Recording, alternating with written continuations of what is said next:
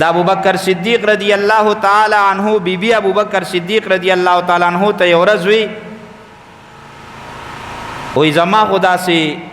خشان خوراک ته زړه شوی دی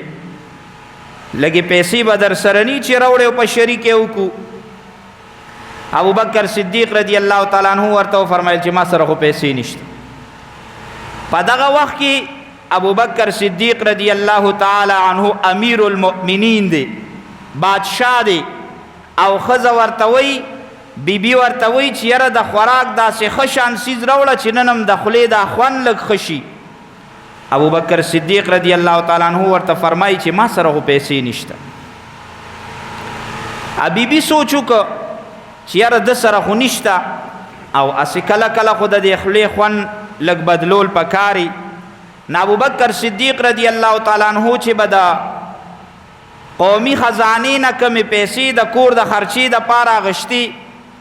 ناغي کې به ځان سره ساتلی چې د هغه به خرچه وه او څه به کور کې بیبي له ورکولي چې د کور خرچه پې هغه وکړي. نو هغه بیبي چې به کومه خرچه اخیسته نو ځان به یې لنډ تنګ که نو څو ورځې پس به یې ترې لږې شان پیسې سنبالې کړې چې لږه زمانه تېره شوه نو دونه څه پیسې یې جمع کړي چې په هغې باندې داسې ښه پروګرام وشي.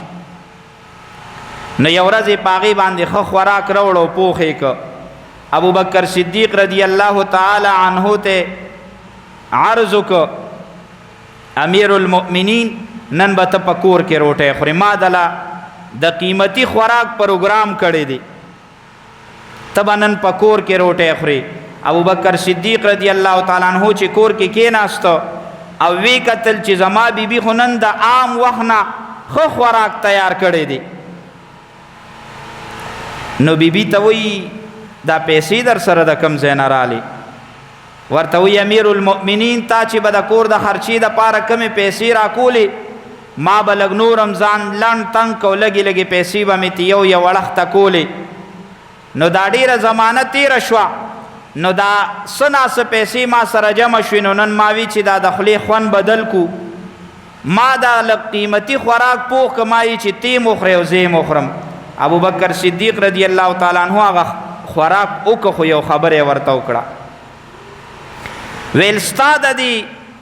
حرکاتو نه معلومیږي چې دا کمې پیسې مونږ د قومي خزانې نه اخلو نو دا په مونږ باندې زیاتې دي، لہذا دا څومره چې تا جمع کړې او څومره وخت کې دې جمع کړې په دغه حساب به د نن نه وروسته مونږ د قومي خزانې نه پیسې کمې اخلو.